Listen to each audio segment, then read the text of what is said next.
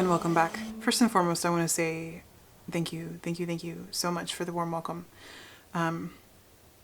I will be honest and admit that I was kind of planning on making my first few videos under the radar. I wasn't going to announce them. And I was just going to try to dip my toe into this whole podcasting thing and see if it was something that I could feel comfortable doing. And knitters have a way of finding each other. It wasn't very long that after I'd published the first episode that someone on Instagram, who I have been following for a while, said, "I found you." And I was like, oh, okay, that's how this is going to go down. So, but everybody has been so incredibly kind and just supportive and encouraging. And it only took a couple of days after I first published my video, I started feeling more comfortable and the fear kind of went away, because I feel just already so much more connected to everybody in the knitting community, which is exactly what I was hoping for. So thank you so much. This has been really awesome. I knew that there were a ton of podcasters and I knew that there were a ton of knitters out there, but I didn't know just how deep and vast this community went. And it's such a worldwide thing, and I love being part of it and being connected to it. I also wanted to thank everybody who has subscribed and liked, and anyone who sent me a message, either here on YouTube with commenting, or on Ravelry or on Instagram. It can sometimes take me a day or two to reply, but I always read them, and it's just been really incredible. Also, some of you I have to thank for being so helpful with my issue with the sock yarn, the speckled sock yarn that I talked about in the last episode.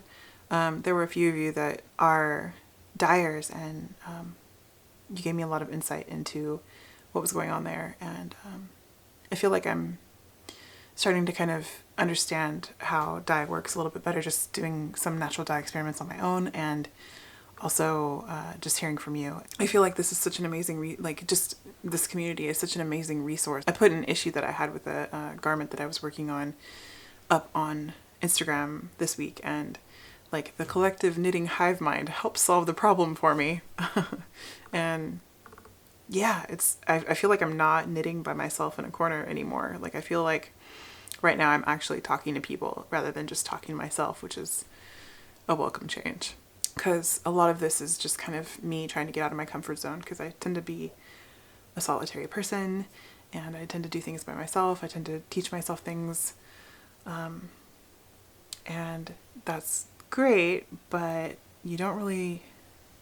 I feel like being connected to other people helps you kind of learn quicker. Because you can benefit from other people's experience. So, and you can kind of replicate that sense of community over the internet. And yeah, so that's really cool. Also, I feel like I've been a long time kind of lurker of other people's podcasts and things. I have my kitty here, by the way.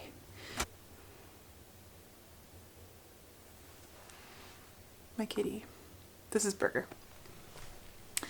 So anyway, I have been a long time lurker of other people's podcasts and Instagram, and I've never felt super comfortable like commenting and kind of participating, and until now, like, I feel like for some reason having this and putting this out there kind of helps me reciprocate that relationship, and I don't know, I feel like it's less of a reclusive thing. I don't know if that makes any sense, but so anyway, it's been about 3 weeks since my last episode went up, and for some reason I thought I was going to get a lot more done than I actually accomplished, but I still feel like I am surrounded by a ton of things right now, so I guess that's fine.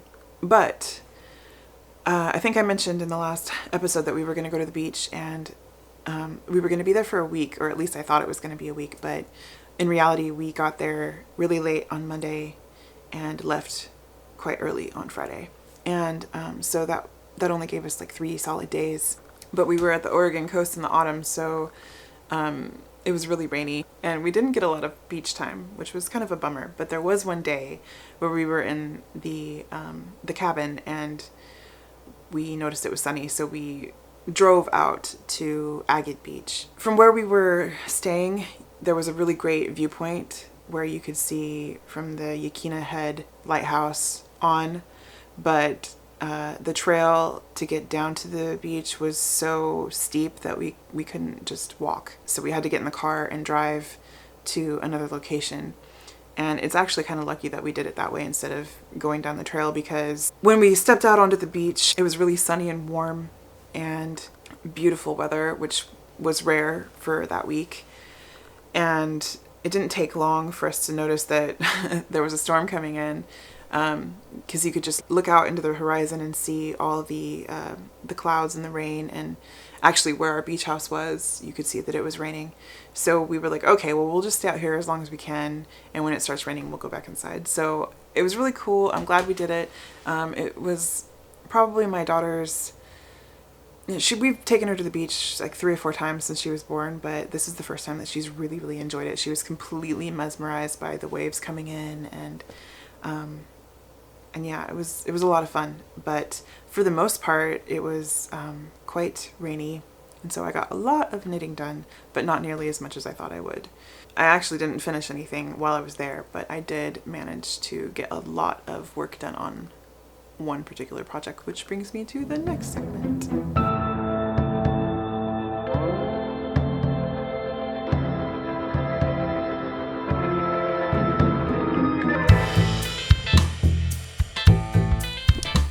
So my first finished object is this Alfred sweater by Petite Knit. I am really on a roll with her patterns right now because I just love them so much. I think that they are really, really beautiful. I love the textures.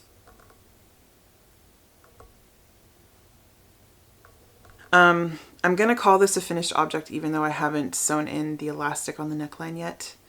You're supposed to sew it, I think, right here and then hem it over like that, and then it just kind of tightens up the top of the neckline so it sits nice and snug around the neck. And I don't have any elastic yet. I have to go to the store and buy some.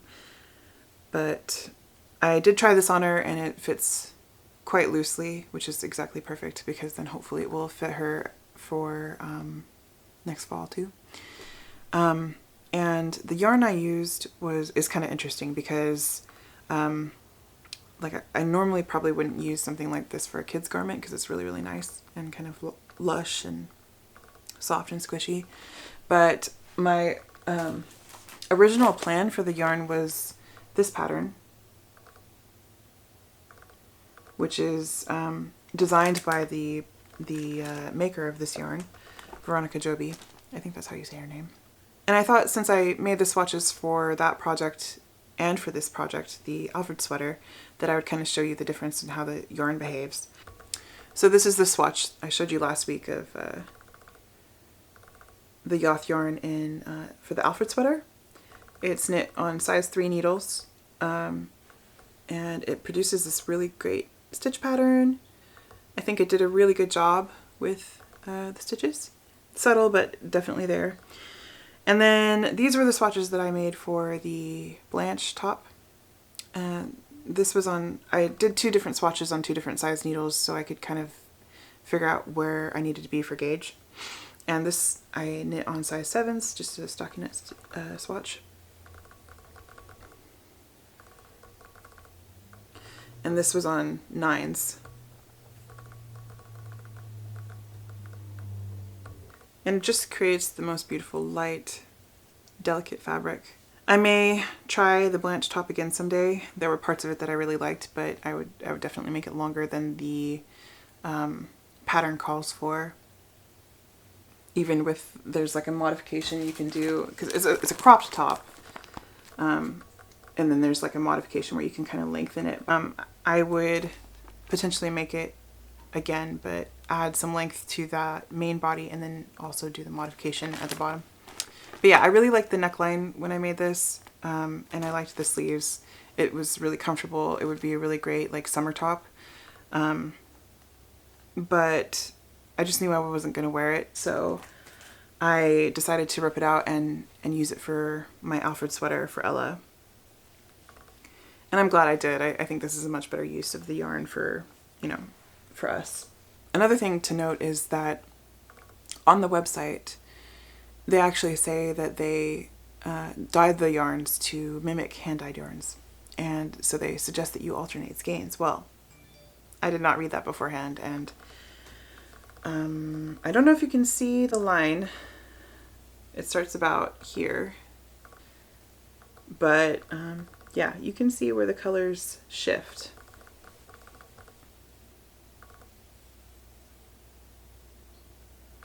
Right there and right here. So it's not that big of a deal. I don't care that much, but you're probably not going to be able to tell unless you're looking for it or unless you're a knitter. But yeah, if you do use Yath Yarn Little Brother, probably best to alternate the skeins. So yeah, that is my one finished object.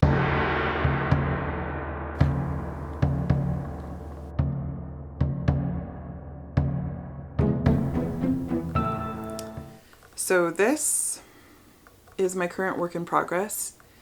It's the Sweet William sweater by Anne Kingston. And I'm knitting it in Quince & Co. Finch in the Nightshade colorway is the main color, and Audouin. I'm not sure how you pronounce the neutral colorway, but it's, I'll put it here. I'm knitting the 3 to 4 year size, and this has been quite a struggle for me. I've actually knit the color work on this sweater 2 times now. This is the second try. And I will try to insert a photo now of the first try, in which I definitely knit the floats too tight. I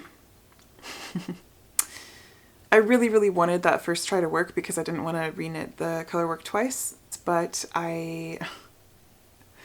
after soaking and pulling it and just tugging and trying all these different things, I just kind of realized, okay, you're gonna have to redo this. So I ripped it out, and then I got a fresh ball of both colors and started again.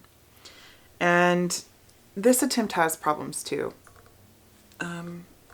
First I'll kind of explain what I've done differently this time around, and then I'll kind of talk about what was problematic about it. In my first attempt, I knit with magic loop. I had a really long cable, and I think that was making it so the areas where you have to kind of switch your cable, the tension was really weird and like kind of tight, and I just couldn't keep it consistent. So I switched to a shorter cable and was able to kind of keep everything nice and even. I also, in my first attempt, I was knitting both continental and English, but when I went to catch the floats, I was kind of switching my hands so that I was always alternating which hand was carrying which color of yarn. I think that was problematic too, and I shared the sweater and the problems I was having on Instagram, and someone mentioned that if you hold the contrasting color in your left hand for continental and you hold the main color in your right hand, it helps the contrasting color pop. So I did that, and I think that seems to have worked. However, I don't knit continental unless I'm doing color work, and so this is where the problem is. My tension is really, really uneven. So there are areas where, like whole rows where stitches are just way taller than they should be. I don't even want to show you, but I will. For instance, where it's sticking out right here. Yeah, those are some real loosey-goosey stitches. And I did soak this for about 20 minutes and kind of block it. And then I dried it with a blow dryer so I could keep working on it.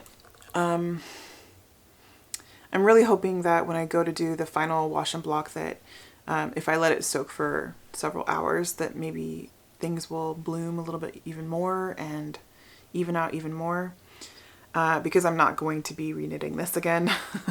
I think it would be good practice. It's just I want to be done. Like, I'm really excited for my daughter to wear this, and I think that I will settle for good enough when it comes to this, which is kind of unusual for me. I'm a little bit picky with things like this. I like to kind of get it perfect, but I think that most people are going to look at this and be like, oh my god, that's so cute.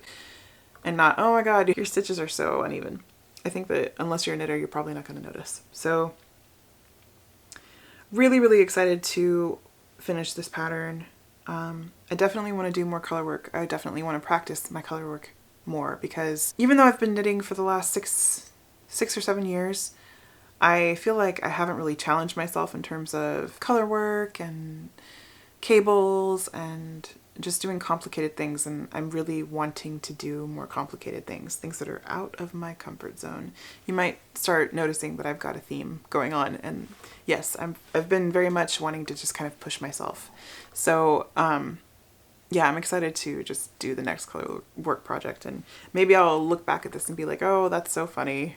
The days where I had uneven floats. Ha ha ha. The other thing I wanted to note about this sweater is that this is my first time using Quince & Co. yarn of any kind. It's my first time using Finch, and I love it so much. This is, I don't know, it's a really, really nice, springy, like fluffy yarn to work with. I could see that if you use this yarn for anything that had texture, that it would probably just make it pop. It's very durable, or it feels very durable. Just based off of my experience using this yarn, I can see why people love it so much. So yeah, this was my main work in progress, and I'm hoping to have it done really soon. I think I only have another 3 inches or so of the main body, and then some ribbing, and then I can start working on the sleeves. The cool thing about working on kids' garments is that they have short arms. I don't really have a problem knitting sleeves or small circumferences because I like magic loop so much, but I feel like when you knit an adult size garment, that part can take a lot longer than you think, and it just ends very quickly with a child's garment, so it's kind of nice, like much quicker than a sock would. It's really hard to talk for such a long period of time. I just feel like my throat gets totally fried. So my next work in progress is this sock by Olivia Villarreal. Hopefully I've pronounced your name accurately. When it comes to me and knitting, have always been kind of primarily a monogamous knitter. I always have one main project going, and then I have a pair of socks that I take everywhere with me because they're so portable. But lately I've been thinking maybe I should branch out and try to cast on more things. So I just have something to pick up in those kind of in-between moments, because I feel like casting on is kind of the hardest part.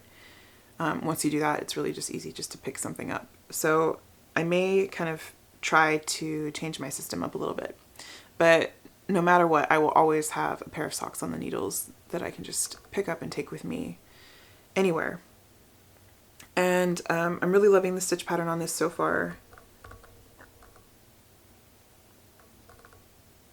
The wool I'm using is Knit Picks Stroll Tweed in the Down Heather colorway.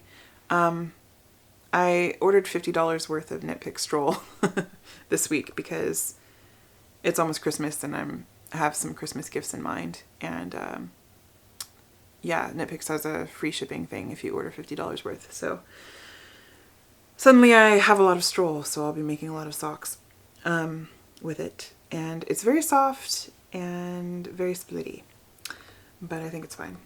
The thing that I want to note about this is that I got myself a pair of 9-inch circular needles, and this is my very first time using them, and I told myself that I would knit an entire sock before I made a decision about whether or not I liked them.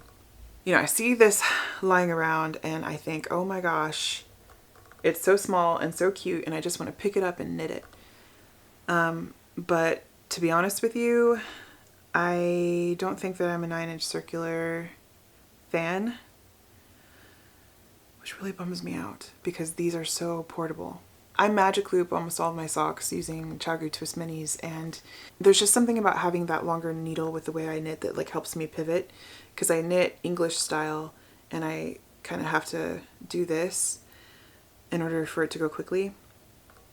And there's not much to kind of pivot off of with this needle. So in order to kind of knit the way I want to, I have to really, really tension that yarn, and what ends up happening is my hands get like really, really cramped. So I don't think it's gonna work. I'm so sad. I may keep this and try to do just a vanilla pair of socks and see if I don't feel a little differently, but as soon as this episode's over, I'm gonna transfer this sock onto a pair of my Chagoo Twist minis and just finish it in magic loop because I can't do it anymore. Okay, so my third and final work in progress is the Iris Shrug by Melody Hoffman. And that's how it looks. So far I've only made a swatch.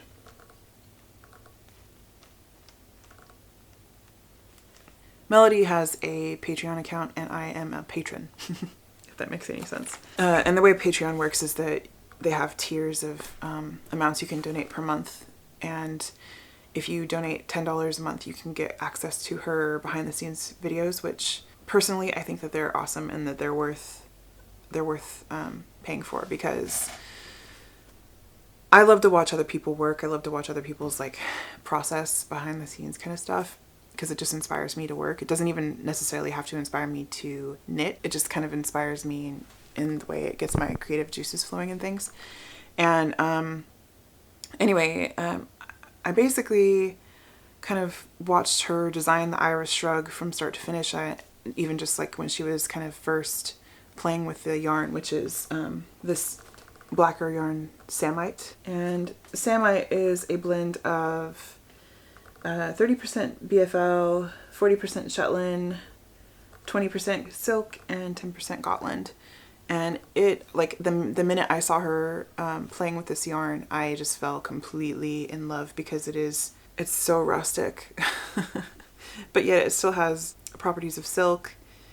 And I don't know, I just thought it was so unique, and it's woolen spun, and I knew from the minute that I saw her playing with this yarn that I was going to have to buy it too, and I was going to have to get this colorway. I didn't know I was going to knit the shrug until she finished it, and I was like, oh my god, I have to knit the shrug too. Rarely do I knit a designer's design in the exact same yarn and colorway that they suggest and use, but in this case, I had to. I absolutely had to. I tried to order the yarn right away and went to the Blacker Yarn website. For some reason, I was only able to add one skein to my cart, so I was super bummed, and I emailed them and was like, hey, can you guys let me know when you get more of this yarn in this colorway in stock? And at about 5 o'clock in the morning, the next morning, I got a reply saying, it was a glitch, we fixed it. Their customer service was amazing. I had like way more than just one representative contact me. It was like 2 or 3. So I woke up very early the next day and ordered the yarn. And yeah, my original plan was to cast on for this right away when she released the pattern. Actually, before she released the pattern, because Patreon members get the patterns before she releases it. But that's around the time when the weather started getting cold, and I decided that I was going to knit some sweaters for my daughter first. So I've been putting this off, and my plan was to kind of get this going as soon as I'm done with my Sweet William. So yeah, I swatched for it, and I put a picture of the swatch on Instagram about a week ago, and I got a reply from Aimee from Aimee's Little Kingdom saying, hey, we should knit this together, because she's working on it too. And I was like, yeah, that sounds fun. The more the merrier, I feel. And then a couple days later, she sent me a message and said that she'd heard about a bunch of people who were thinking about knitting this as well. So she asked if I wanted to co-host a knit along with her. And I've never done a knit along, so I thought this would be a really fun way to kind of dip my toes in and see how I like doing that. So if you are planning on knitting the Iris, I have to go check, but I think she already put a thread up for it in her group, Aimee's Little Kingdom, on Ravelry. So we talked about starting November 1st. So if you are interested, then you should definitely check that out. And I will put more information about that in the description box below. I think it'll be really fun. and I think that there's going to be prizes too. So we have to work out some of the details, but yeah. Anyway, my battery's about to die, so I'm going to go charge it and then do the next segment.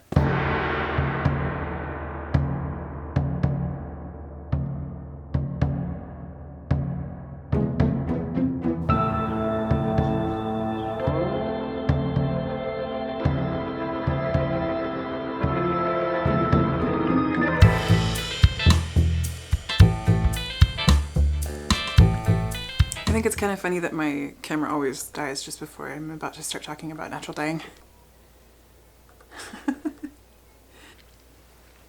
Anyway, I've charged it up a little bit more and I got some lunch and yeah, now I'm just chilling with Burger. This guy is my kitty soulmate.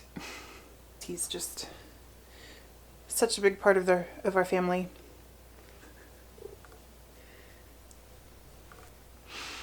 Where were we? So I haven't done much in the way of botanically dyeing since the last time I saw you, because when we went to the beach I just kind of cleaned up all my material and my equipment and put it away, and I didn't bother getting it out again until this week. It's one of those things that kind of goes on continuously in the background because it's such a slow process, and if I put it away it kind of takes me a while to get back into it. I have something on the stove right now that's cooking, and I've only got really one thing to show you, but I still thought it would be kind of worth talking about. Anyway, so this was the skein of avocado dyed yarn that I showed you last week. And I was able to dye this using just 8 avocado pits. So I replicated that, used 8 avocado pits, made another dye bath, and just used 1 skein of BFL. And you can see it took the dye. It's kind of a peachy pink color. But yeah, it's just so interesting how differently these two fibers take the same kind of scenario. It's not as intense, but I still really love this color, and I'm looking forward to making something with it. Not really sure what I'm going to do yet. And I did want to kind of mention this because I've been getting a lot of questions about botanical dyeing, and I am so new to this that really I'm just experimenting right now, and I don't have a lot of knowledge. I'm kind of collecting knowledge right now. So I'm not really the best resource. I'm super happy to share what I've been experimenting with, but I just don't have all the knowledge to answer the questions. I can tell you that what I've been mostly doing so far is using plant material that is tannin rich, so it doesn't really require a mordant to be color fast. Even if it's suggested that you use a mordant, I haven't been, because I just want to see how things kind of are if you don't mess with it. And then kind of the next step would be to use alum probably, or a different kind of mordant, maybe some iron, to modify colors and just experiment around. Yeah, I am completely obsessed with natural dyes. Someone asked me if I knew like what amount to put in. They were asking me something about weights and measurements, and yeah, right now I'm not really weighing anything. Like I put 8 avocado pits and this is, 100 grams of yarn, but I didn't weigh the avocado pits. I think that probably makes a difference. I think that even if you did weigh your plant material to your yarn or whatever you're dyeing, you're still going to get a lot of variance in the colors that you get, because I think how old the plant material is, like whether it's riper or fresher, how long it's been since it's been harvested, I think all those things kind of play in. So, and that's part of the joy I think in natural dyeing, is that you get such variety and you're never quite sure what you're going to pull out of the pot. And also, like, sometimes you'll get one color in the pot. Like when I was dyeing with the red onion skins, like the color that was in the bath, it was this coppery red. It was gorgeous. But then I pulled out green yarn. So yeah, I wish I could answer more questions. I'm definitely going to be doing this more. Totally obsessed. And if I start noticing trends or anything like that, I will definitely report that to you. But for now, this is all just kind of a throw it in the pot experiment for me, and I'm not being too scientific about it. So I did knit up something using one of my hand-dyed yarns that I showed you last week. I it's funny because I rather affectionately referred to this skein in my last episode as ugly, but it's knitting up so much more beautifully than it was in the skein, I think. No, I don't really think it's ugly. I think it's more autumnal. So yeah, I'll crank up the exposure. Some of you mentioned that the video is really dark, and yes, it is. First of all, that's a black wall behind me. Second, this house has terrible lighting. We have big windows, but all of them are facing the wrong way, and we have a house right next to me, like literally 5 feet away. And it blocks out a lot of sunlight, and I do the best I can. I don't want to turn on the normal light because that will mess with the colors, and I just don't like artificial lighting. But I will try to crank up the exposure anytime I'm showing you something that looks like it's too dark. It's a little bit hard to tell because for some reason the viewfinder doesn't give me an accurate depiction of what is going to show up on the screen. So if something is really, really terrible, I'll try to lighten it in iMovie, but iMovie can only do so much. So I will crank up the exposure for this. So this is a sock that I knit up using the ugly skein of yarn. And it's really not so ugly. It's actually kind of cool. This was the one that was originally dyed with Cosmos. And then I over-dyed it with coffee grounds and madder root. And you can really see the browns and the reds. It's really pretty. And that's the problem with overexposing, is I don't think that that's giving you an accurate idea of the color either. That's a little better. Unfortunately, I'm going to have to rip out this sock because I was hoping that, given that it was all in 3x1 rib, the cuff would be stretchy enough. And I think it would be if I were using a different sock base, but because this sock base is so weird, you get it up over your foot, and this is actually rather loose. It kind of wants to flare out. A lot of people were asking where I was getting my undyed yarn. yarnundyed.com. I do like a lot of their other bases. For instance, the sweater that I knit for my daughter and shared last week was made out of their Eco Merino, and I really love that stuff, and I would definitely buy it again. But yeah, for socks, I need to get something else, and I've been trying to locate a local source or a local mill that offers undyed yarn for dyers. So if you live in the Pacific Northwest and you know of a really good source, please, I would love to know. But it is nice to be able to play around with the color, but you put all that work into coloring something, you want to actually wear it. So yeah, that's it for what I have to show you for botanical dyeing. I do have an experiment going on in the stove. I harvested the last of our marigolds this week and made a dye bath with that, and now I've got a couple skeins of new merino soaking up the color. So we'll see what happens with that. Maybe I'll share it next time. So that is pretty much it for this podcast. There is one more thing I wanted to mention before I go, and that is tomato soup. How does one even begin to talk about this? I think it was about a month ago I posted an image on Instagram of tomato soup. That probably sounds really funny. In the comment section of that image, someone had asked me to give them a rundown of the recipe, so I just quickly jotted down the recipe for them.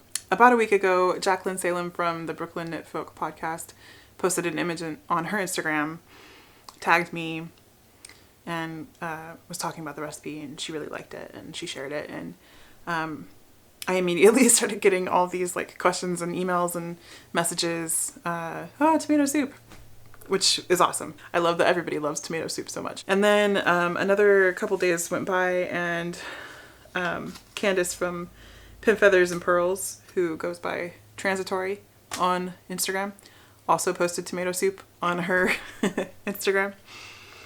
And yeah, the messages just won't stop, you guys. People asking me, what's the recipe? What's the recipe? So I just wanted to address this because I really feel like tomato soup gets to the hearts and souls of people, especially when the weather starts getting bad. So while this video is uploading, because it's going to take a while, probably take an hour to get this on YouTube, I will go ahead and put the tomato soup recipe up on my blog, so it's a little bit more accessible for people if they want to see it. And so I have something to link to. So I just wanted to announce that. Yeah, I think we'll just end there. See you next time.